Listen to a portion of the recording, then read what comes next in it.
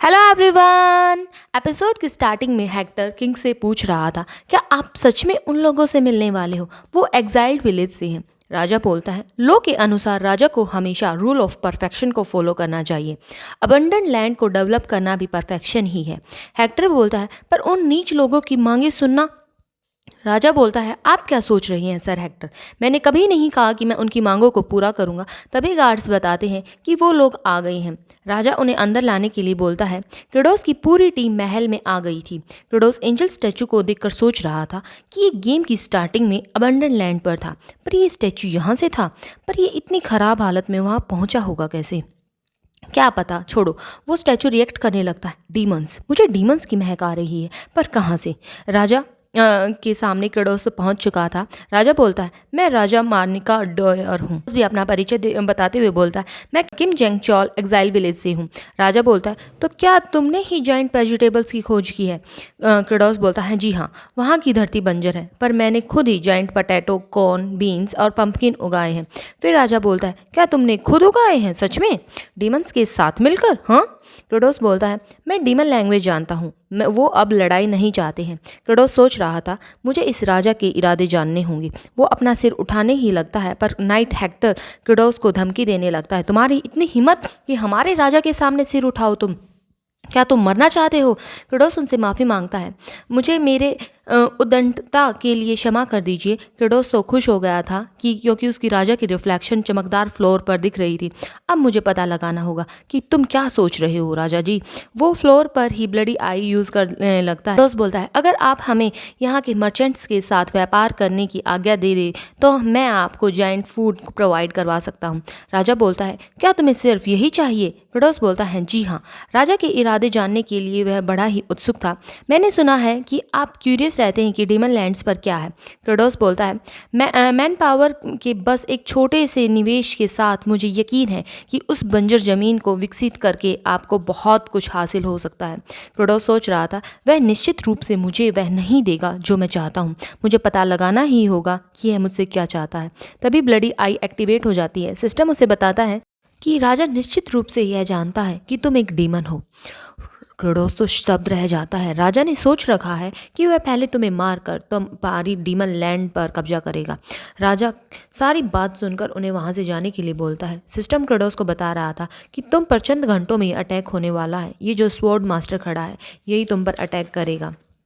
क्रेडोस के तो पसीने छूट रहे थे। वो राजा का धन्यवाद कर वहां से जाने लगता है। क्रेडोस सोच रहा था, बेशक लड़ाई हो जाए पर हम हारेंगे नहीं, ये तो पक्का है। दूसरा ऑप्शन है कि हम यहाँ से भाग जाएं, मगर भागेंगे वही पीढ़ियों दर पीढ़ियों चलती आ रही लड़ाई कभी खत्म ही नहीं होगी। फिर एजेड किमची तो है ही हमारा सफाया करने के लिए। क्रेडोस सोच रहा था, क्या हमने अपने लिए ही कुआं खोद लिया है? सिस्टम क्रेडोस को बता रहा था कि राजा कभी ना कभी तो हमला करने ही वाला था, जबकि अब तुम यहाँ हो तो तुम एक अच्छा सौदा हो सकता है तुम्हारे साथ। एक लीडर सारी सिचुएशन को अच्छी अपॉर्चुनिटी में बदल सकता है। तुम्हें तुम्हारे लोगों की रक्षा करनी होगी। क्रेडोस मोटिवेटेड हो जाता है, मैं उन्हें प्रोटेक्ट करूंगा। वह वहीं खड़ा हो जाता है। क्रेडोस हेक्टर से एक बार फिर से राजा से बात करने की मांग रखता है। मेरे साथी बाहर ही रहेंगे, सिर्फ मैं ही अकेला अंदर जाऊंगा। क्रेडोस सोच रहा था, तुम हमें मारना चाहते हो तो ये तुम्हारे लिए ही अच्छा होगा हमें अलग करके। हेक्टर बोलता है, ठीक है, मैं राजा से पूछकर बताता हूँ। आर्टिनी सोच रही थी, ये क्रेडोस सोच क्या रहा है। थोड़ी देर बाद क्रेडोस तो राजा के पास चला जाता है और सेरिगी, असुरट और बॉल को सख्त पहरे में रखा जाता है। आर्टिनी को तो गेट के बाहर बिठा दिया जाता है। राजा बोलता है, तो तुम क्या कहना चाहते हो? क्रेडोस बोलता है, सच कहूँ तो महाराज, मैंने आपसे झूठ बोला है। राजा बोलता है, क्या? क्रेडोस बताता है, किम जेंगचोल नहीं हूँ मैं डीमन लॉर्ड क्रेडोस हूँ। राजा तो शॉक हो जाता है। हेक्टर बोलता है, तुम कितने निडर हो कि अपनी पहचान खुद ही बता दे रहे हो। राजा क्रेडोस को उसके असली रूप में आने के लिए बोलता है। क्रेडोस भी अपनी ट्रांसफॉर्मेशन को हटाकर डीमन के रूप में आ जाता है। तभी एंजल बोलता है, मिल गया डीमन।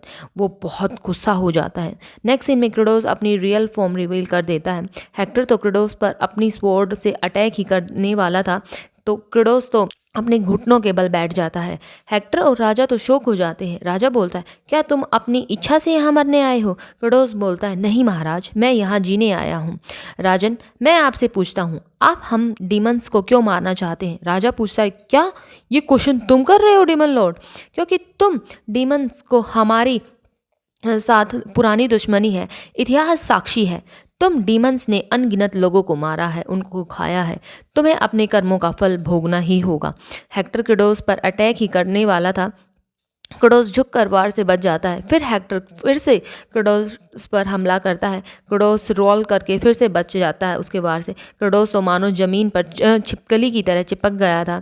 हेक्टर गुस्से से फिर से उस पर अटैक ही करने वाला था। राजा उसे रोक देता है। उससे बोलता है, मैं आपसे 100 या 1000 शब्दों में भी माफ़ी नहीं मांग सकता, ये इतना काफ़ी नहीं होगा, पर मैं अपने पूरे दिल से कहना चाहता हूँ, जो पाप मेरे पूर्वजों ने किए हैं मैं उनकी तरफ से आपसे माफ़ी मांगता हूँ। मैं उनके कर्मों का दंड पाने के लिए तैयार हूँ, तो प्लीज़ हम पे मत मारिए। राजा क्रेडोस से बोलता है, तुम डेमन लॉर्ड होते हुए भी यहाँ पर भीख मांग रहे हो, क्या तुम में कोई अभिमान नाम की चीज़ नहीं है? क्रेडोस बोलता है, नहीं, अभिमान भूखे पेट को नहीं भरता है। राजा इस बात को सुनकर शौक हो जाता है। क्रेडोस सोच रहा था, गेम में मौजूदा जनरल की वजह से मुझे यह बात की पूरी जानकारी है कि यह राजा बुद्धिमान और सर्वत्र सम्मानित है।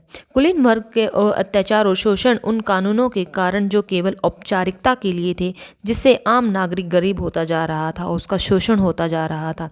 तब पुराने राजा के मरने के बाद डेयर तख्त पर बैठा था। तब इसने रूल ऑफ परफेक्शन सेट किए, जिससे हर तरफ हरियाली ही हरियाली छा गई थी। मैं जानता हूँ कि आप मेरी बात को समझेंगे कि मैं इतना प्रयास क्यों कर रहा हूँ। क्रेडोस बोलता है, मेरे पास सिर्फ अबंडेंट लैंड है जहाँ पर कुछ नहीं उगता था। मुश्किल से मैंने वहाँ उगाया है, पर वहाँ की क्रॉप्स आश्चर्यजनक रूप से जाइंट क्रॉप्स में पैदावार देने लगी थी।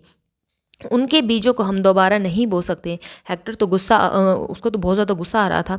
वो क्रेडोस को वहीं मारने के लिए फिर से दौड़ता है, पर राजा हेक्टर को शांत रहने के लिए बोलता है। हेक्टर राजा की बात काटने ही लगता है। राजा बोलता है, ये दो राजाओं के बीच ही बात है, तुम इसमें अपनी टांग मत अड़ाओ हेक्टर। हेक्टर तो शौक खड़ा था। राजा क्रेडोस को खड़े होने के लिए बोलता है, तुम पाना क्या चाहते हो क्रेडोस? क्रेडोस बोलता है, मैं इस राज्य के साथ व्यापार करना चाहता हूँ, जिससे मैं भूखे डीमंस को बचा सकूँ। राजा बोलता है, व्यापार करना मुश्किल नहीं है तुम्हारे साथ, पर मैं उत्सुक हूँ कि क्या तुम मेरी बात को समझ भी पाओगे। तुम जानना चाहते हो ना कि हम तुम्हें क्यों मारना चाहते हैं? क्रेडोस जवाब देते हुए बोलता है, अगर आप ऐसा करते हैं तो आपको बहुत कुछ पालेंगे। हम पर अटैक करते हैं, पर आप इन चीज़ों में इंटरेस्टेड नहीं हैं। रियल रीज़न तो ये है कि आप डरते हैं कि अगर डीमंस ने ह्यूमंस पर अटैक कर दिया तो आपके लोगों को चोट लग जाएगी। तो राजा क्रेडोस की बात को समझ रहा था। फिर राजा बोलता है, तुम अपने आप को तैयार कर लो, मेरी कंडीशन बहुत ज़्यादा पिकी होंगी। हेक्टर तो शौक हो जाता है कि राजा मान गए। क्रेडोस सोच रहा था, क्या ये लाइनें काम कर गई? वाह, बेशक ये कैसी भी शर्तें रख सकते हैं। बेशक खेती करना हमारे लिए मुश्किल होगा, पर ये कीमत होगी जो हमें इंसानों को चुकानी होगी, उस डर और दर्द के बदले जो उन्होंने पास्ट में सहा था। इससे ज़्यादा क्या हो सकता है कि उनके पास कुछ खाने को हो। मैं कैसी भी कीमत अदा कर सकता हूँ, फिर चाहे मुझे कितना भी सफ़र करना होगा। राजा बोलता है, समझौते से पहले हम दोनों को कुछ चीज़ें डिस्कस करनी होंगी। तभी सारा महल हिलने लगता है। हेक्टर तो फिर से अपनी तलवार क्रेडोस पर तान लेता है। ये तुमने ही किया है ना? क्रेडोस बोलता है, मैंने क्या किया, मुझे क्या पता, मैं तो तब का यहीं खड़ा हूँ ना। तभी एक सैनिक रिपोर्ट देता है कि होली एंजल का स्टैचू अपने आप चल रहा है। आर्टेनी और जनरल सो शौक खड़े थे, उनके मुंह तो खुले के खुले रह जाते हैं।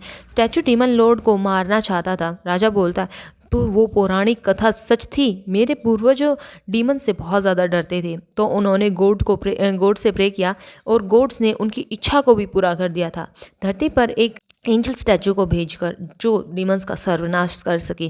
क्रेडोस तो डर जाता है, अरे नहीं, ये क्या हो रहा है? एंजल स्टैचू के चारों तरफ ब्लेसिंग घूम रही थी। तभी वो ब्लेसिंग क्राउन में आकर चेंज हो जाती है। स्टैचू तो डायमंड हैमर को समन कर लेता है। राजा क्रेडोस को कहता है, अब हमारे समझौते की बुनियाद यही ख़त्म होती है। इसी क्षण यहाँ से भाग जाओ क्रेडोस। क्रेडोस को तो बहुत ज़्यादा गुस्सा आ रहा था। So thank you guys for watching my video and bye bye.